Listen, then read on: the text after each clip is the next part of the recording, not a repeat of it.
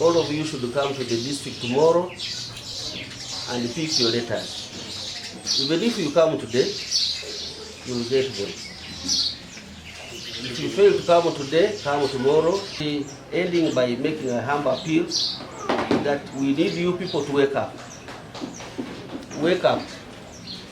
Wake up. We are going to make strict supervision and monitoring of this facility to ensure that we clean our image. Our image is very bad at national level. We are given as, Bbaale is given as an example of poor performance in the whole country. Yes. On Monday we shall be having other people taking over. DHO, you should come back here on Monday to oversee the handover ceremony. I'm going to say the head internal audit will also be here.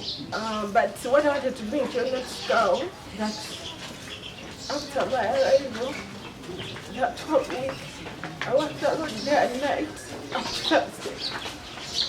So I'm looking at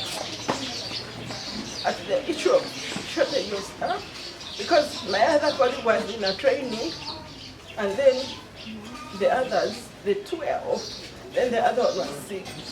So I'm looking at the issue of shortage of staff suffocating us and making us face. When I looked at the details, I found that they had put me on duty from 1st up to 13, and then they extended the sick leave. I started there. You were granted the sick leave? I brought it here and doctor signed. I couldn't move without support, so I sent my daughter. Who grants the sick leave? Muntu abeera ku simu n'abeera ku WhatsApp n'akola ki ne banyumya emboozi n'obalingizangako bwe bati nga bali ku simu. Ekyavaamu ne nsituka ne bagamba ne musa ekitabo kyange. Ne batandika kunsamba mupiira kiri eri ne ntuuka eri twaliweereza byeeri ne ntuuka gamba ekitabo kiri eri ne bagamba baalo njagala kitabo sikyayagala ddagala njagala kitabo kasitamuba nga mumaze okukijjuzaamu. Nzinja kusobola okwegulira obujjanjabi. Emirimu babadde bagikwata kinnaggayaza, naye essaawa zino tuvuddeyo okusobola okukwataganira awamu abakulembeze n'abasawo tusobole okuyamba abalwadde baffe kuba babadde babonaabona nga obujjanjabi balwawo okubufuna. Omuntu eyazze ku makya asiibaawo nga tafiibwako. Kusinziirira ku bugazi bw'eddwaliro n'emirimu ze likola, eddwaliro lino litekinga district 4. Bw'otuna Nakasongola, saidi eno Amolotari, saidi eno bw'otuna Kamuli, n'oteekako ne Buyende. Nene waffe wennyini Kayunga, eddwaliro lino ligazi, ate liri ku level ya Health Centre IV. Lijjanjaba abalwadde bangi. Tubadde ne outcry y'amaanyi eri abakozi baffe abamu. Abakozi baffe abamu badde tebakola bulungi olw'embeera ebadde eri ku ddwaliro lyaffe. Abakyala abamu nga baggyibwako ssente mu maternity n'abali mu wards. Naye soffa tubadde tukwatagana bukulembeze obubaddewo obukulira mukulu Dani. Ebizibu bingi ebiri mu malwaliro ag'enjawulo, naye okusituka kwa kaawo kutuyambye ebintu binene bingi. Ate si bye bizibu byokka, ng'oggyeko abo abakulu ba MOs be tubadde tulina ne ba nurses be tulina, ba midwives be tulina, nabo emirimu gyabwe si mirungi. Lwakuba kino bwe kyazze kyatunuulidde abantu abakulu. So nkubira omulanga abasawo basigaddewo okuyigira ku bano bannaffe ababaddewo, kubanga abasawo bangi abalina emize egy'enjawulo. Aye si na mu Bbaale yokka, amalwaliro gonna agali mu Kayunga agali ku level ya Centre 3 ne 4. Ekyamazima si bakozi baffe, abakozi baffe abasinga si balungi. Ekyokulabirako tulina baddokita bana wano ku ddwaliro wano. Naye kizuuliddwa nti omwezi gwokka oguwedde, dokita eyasinga okukola ennaku ennyingi zaali nnaku 8, omulala nnaku 5, omulala nnaku 6 bwe batyo. N'abasawo abalala abazaalisa bannaasi nabo nga tebakola nga bwe bateekeddwa okukola okusinziira ku duty roster yaabwe.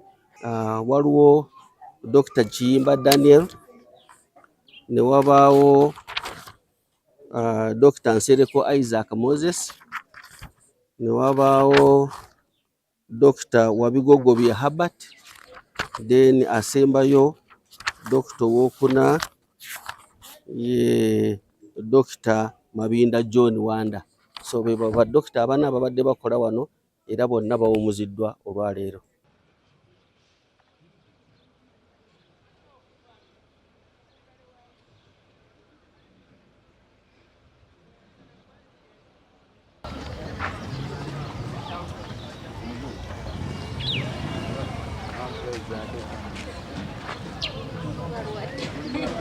in charge to anyone who is coming.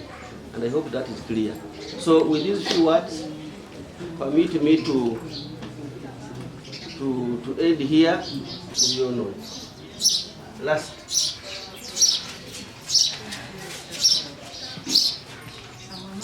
That you are not granted sick leave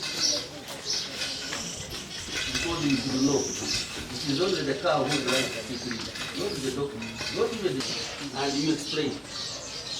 Okay? You will be given an opportunity to explain. And then it will depend on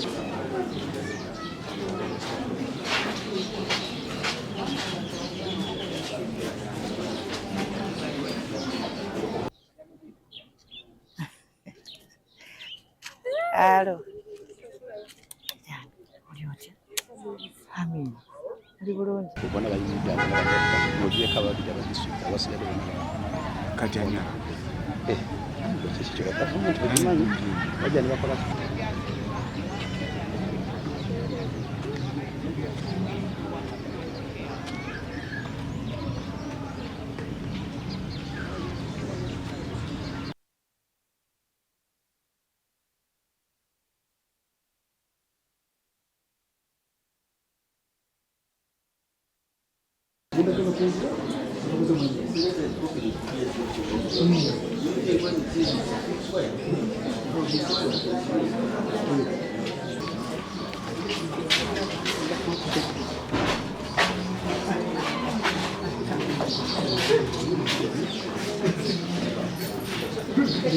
twebaza ebigambo byonna ebyogeddwa ebirungi n'ebibi Mukama byonna ekintu kyonna kigenda okukolebwa nga gumunyiwa Mukama. we are done. There was a hand somewhere. Was it a burning issue? The point is answered. Sorry? The point is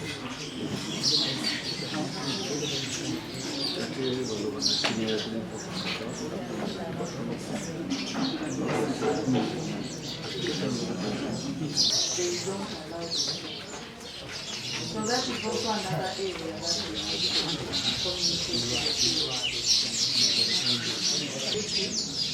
the two midwives and stores managers should take the necessary disciplinary measures. The two midwives and So, will you? the dispenser. Is it the dispenser? The store. Who is the dispenser? This meeting. I'm requesting the ADHO. You give me the names of the. So she's performing both roles.